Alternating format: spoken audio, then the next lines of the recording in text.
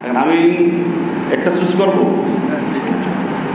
তো এই যিনি আমাদের সম্মুখে এসেছেন এই ভাই, ওনার নাম ছিল পবিত্র। আজ আমরা একটা সুন্দর একটা নাম, ইসলামের দুইটা নাম সবচেয়ে উত্তম, আব্দুল্লাহ ও আব্দুর রহমান। তো আজ আমরা এই ভাইয়ের নামটা আব্দুল্লাহ রাখলাম। কি নাম? কি নাম? আব্দুল্লাহ মানে আল্লাহর বান্দা। আব্দুল্লাহ মানে কি? আল্লাহর বান্দা। অত্যন্ত সুন্দর একটি নাম। তো আমি আপনার কিছু প্রশ্ন করব যে আপনি সরকারি যে বিধিবিধান মানতে হয় আপনার মুসলমান হতে হলে বা অন্য ধর্ম থেকে ইসলামে আসতে হলে, এই কাজগুলো আপনি সঠিকভাবে সম্পন্ন করেছেন কিনা? করা হয়েছে? করা হয়েছে। আপনাকে কোনো ব্যক্তি এই মুসলমান হওয়ার জন্য কোনো চাপ প্রয়োগ করেছে কিনা? কোনো চাপ প্রয়োগ করেনি? জি না। আচ্ছা, তাহলে আপনি স্বেচ্ছায় স্বজ্ঞানে, কারো প্ররোচনায় না, কারো চাপে পড়ে না, একেবারে স্বজ্ঞানে স্বেচ্ছায় আপনি মুসলমান হচ্ছেন। জোরে পড়ি আলহামদুলিল্লাহ। আরো জোরে পড়ি আলহামদুলিল্লাহ। আমরা এখন এই ভাইকে আপনার শাহাদাত পড়াবো।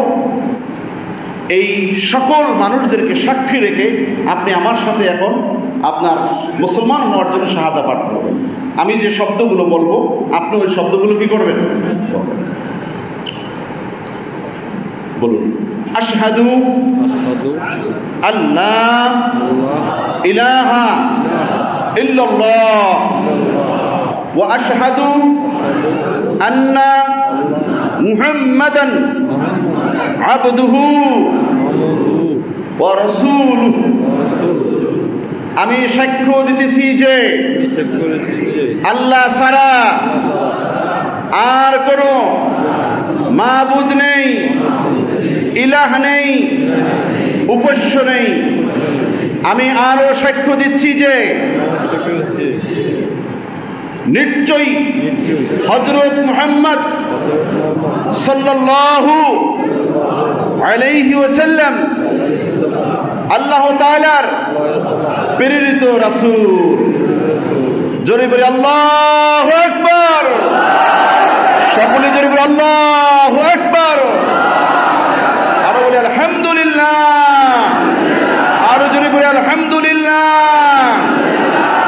আল্লাহ রাব্বুল আলামিন আমাদের যে আজকে আব্দুল্লাহ ভাই, যিনি হিন্দু ধর্ম থেকে মুসলমান হয়েছেন, আমরা আল্লাহর কাছে দরখাস্ত করব, আল্লাহর কাছে আবেদন করব, আল্লাহ পাক যেন তাকে ইসলামের সকল আইন বিধিবিধান অনুশাসনগুলো যাতে করে সে মেনে চলতে পারে, ইসলামের ছায়াতলে এসে যাতে করে ইসলাম অনুযায়ী জীবন গঠন করতে পারে।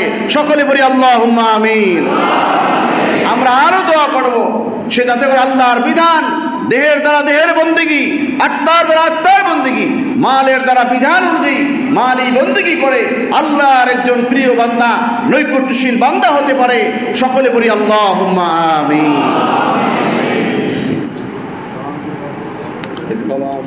আচ্ছা, এইটা সবাই আসসালামু আলাইকুম। ওয়ালাইকুম আসসালাম। আমার জন্য সবাই দোয়া করুন। জি, ঠিক আছে, ঠিক আছে, ঠিক আছে। আচ্ছা।